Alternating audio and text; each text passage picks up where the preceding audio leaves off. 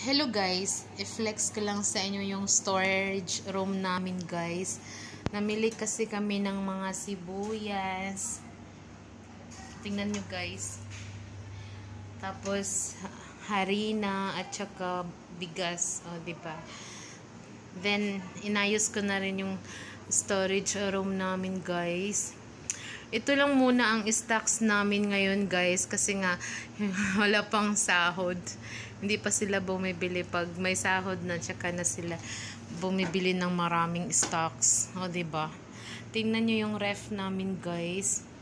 Yan lang ang laman. Tapos yung freezer. Wala na talaga guys. Kaunti na lang. At yung mga vegetables namin guys.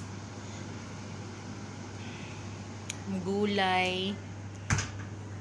And then tingnan natin yung freezer namin guys.